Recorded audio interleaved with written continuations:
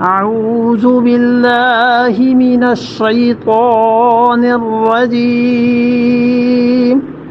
بسم الله الرحمن الرحيم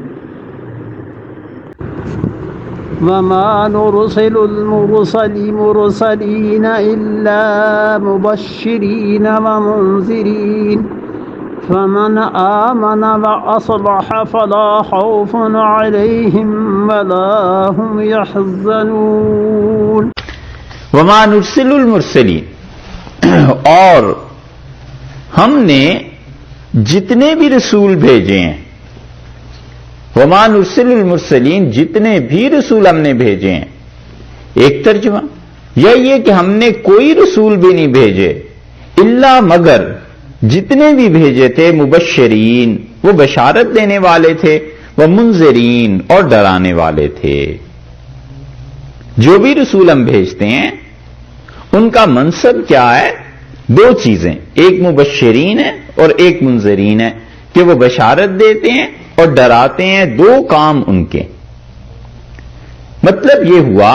کہ نہ تو وہ اس لیے آتے ہیں کہ اپنی پرستش کروائیں، جیسے عیسائیوں نے یا اور اقوام نے شرک کیا ہے، سیدنا مسیح علیہ الصلوۃ والسلام کو اللہ تعالی کے لیے کا شریک ٹھہرا دیا، تو انبیاء علیہ السلام کو حد سے بڑھا دینا، جو ان کی حقیقی حد ہے اس سے بڑھا دینا، یہ شرک کی طرف چکے لے جاتا ہے۔ اس لیے تردید ہوئی اس چیز کی کہ دیکھو وہ اس لیے نہیں آتے کہ اپنی پرستش کرائیں۔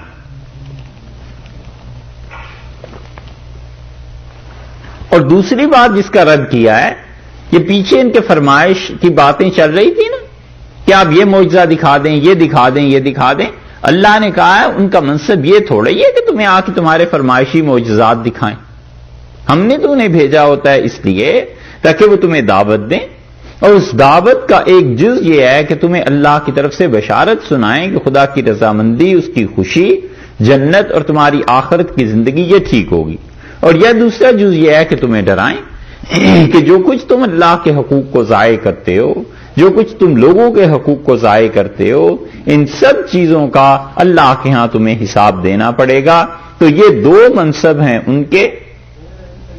اس لیے ان دو کے علاوہ تم جو تیسری بات کہتے ہو کہ وہ معجزات تمہاری فرمائش کے مطابق دکھا دیں، یہ چیزیں ان کے کاموں میں شامل ہی نہیں ہیں، اور نہ وہ ایسے کرتے ہیں۔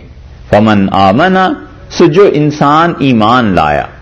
یعنی دل سے اس نے مان لیا انبیاء علیہ الصلوۃ والسلام کی رسالت کو، ان چیزوں کو دل سے اس چیز کا قائل ہو گیا، وَأَصْلَحَ، اور اس کے ساتھ ساتھ پھر اس نے اصلاح بھی کی، ایک تو دل سے ایمان لایا اور پھر اس کے بعد سنوارا اپنے آپ کو۔ اصلاح کا اصل ترجمہ بنتا ہے کہ سنوارا، یعنی اپنے اعمال کو ٹھیک کیا، جو اس کا عقیدہ تھا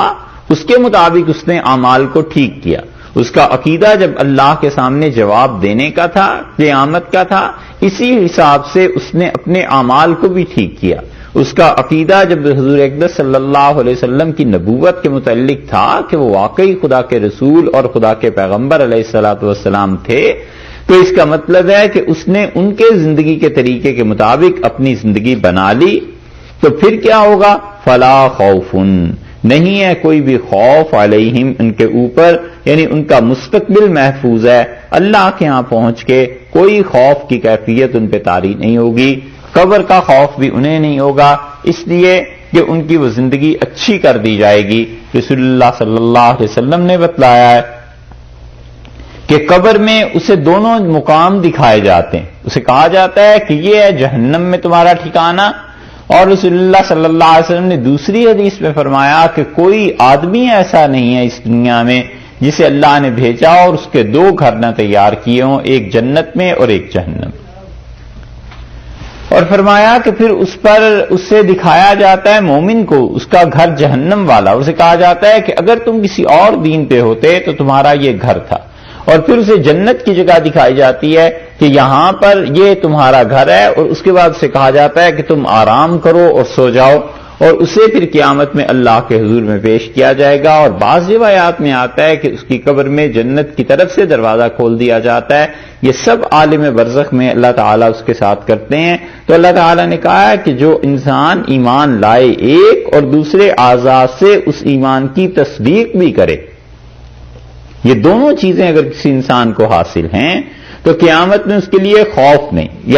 یا موت کے بعد خوف نہیں. تو موت کے بعد پہلا مرحلہ یہ ہو گیا، دوسرا مرحلہ آگے قیامت کا آ گیا. اور قیامت کے متعلق بھی یہی ہے، قرآن نے کہا ہے وَهُم مِّن فَزَعٍ يَوْمَئِذٍ آمِنُونَ. اور اس وہ جو بڑا دن آ رہا ہے جس میں شدید گھبراہٹ لوگوں پر طاری ہو جائے گی، ہم ان لوگوں کو اپنی پناہ میں رکھیں گے. قیامت کے دن کی گھبراہٹ میں انہیں کچھ نقصان نہیں پہنچے گا. وَلَا هُمْ يَحْزَنُونَ. اور نہ ہی انہیں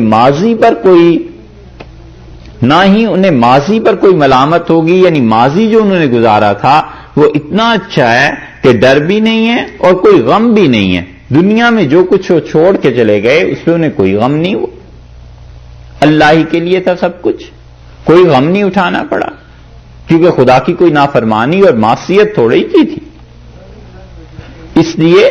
یہ لوگ اللہ کی طرف سے امن اور اطمینان میں رہے.